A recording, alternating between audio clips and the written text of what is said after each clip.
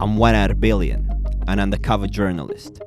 Different identities, one thing in common: the art to lie. I've told over 100 stories,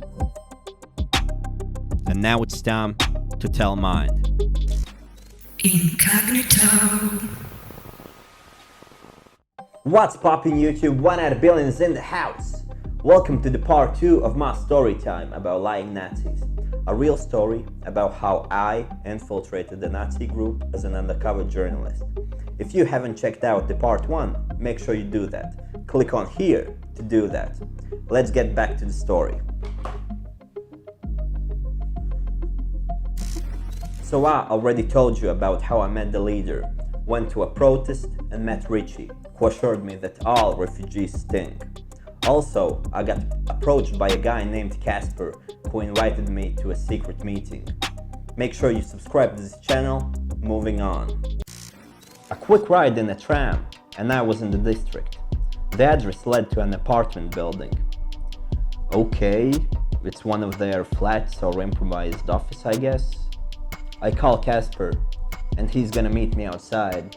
It was a surprise for me when he came out of the basement and politely invited me in. Now look here, that's a red flag. You're always supposed to look for an emergency exit route. Unfortunately, this wasn't the case. There was one exit door and the half windows near the ceiling were behind bars. So I decided to take a risk and go in. In the basement, there were only 4 of us. Casper, me, and a bald guy with his girlfriend. I saw some gym equipment, and suddenly, the bald guy picked up the machete and started inspecting it.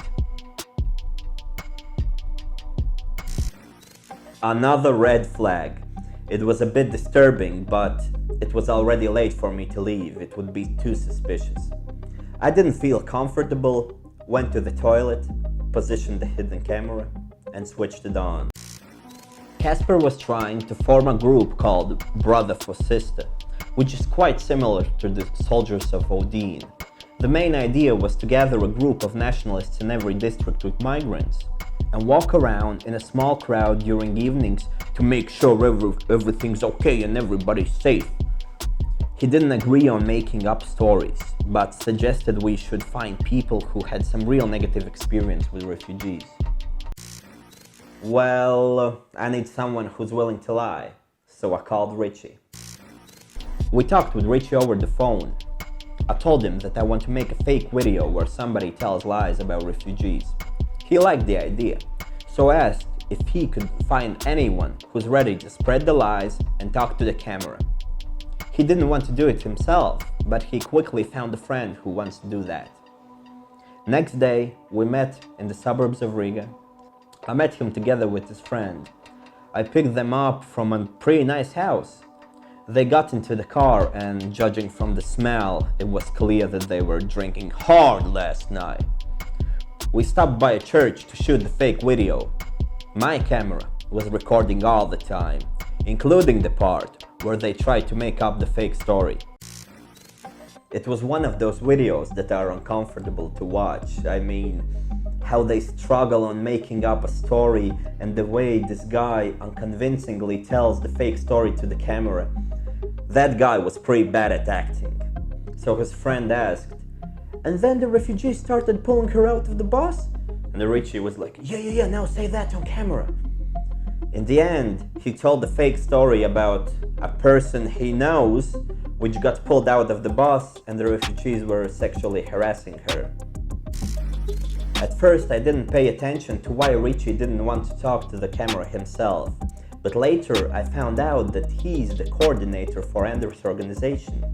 Most likely, he didn't want someone to recognize him and associate the negative refugee content with the organization.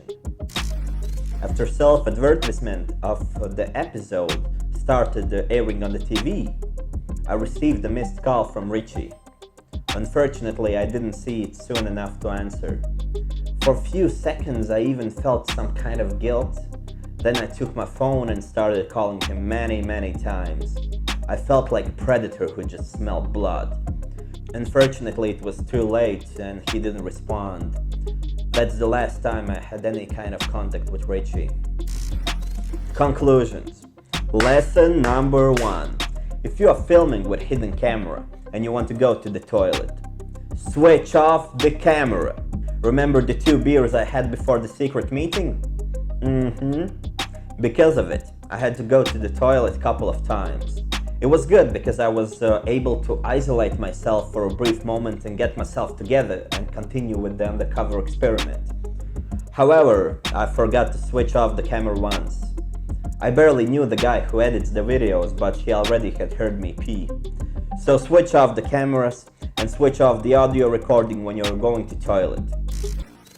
Lesson number 2. Never use your real phone number for undercover stuff. After 6 months or so, I received a phone call from a man who asked if he's talking to Arthur's. I told him, no, you got the wrong number. The guy didn't know what else to do and hang up. After research, I found out that the phone number was connected to someone who's a friend of Casper. First undercover mission, first success, first mistake. Never use your real phone number for these kind of experiments. Lesson number 3. Fact check. One thing we learned from this story: people and organizations are willing to publish fake stories if it supports their ideology.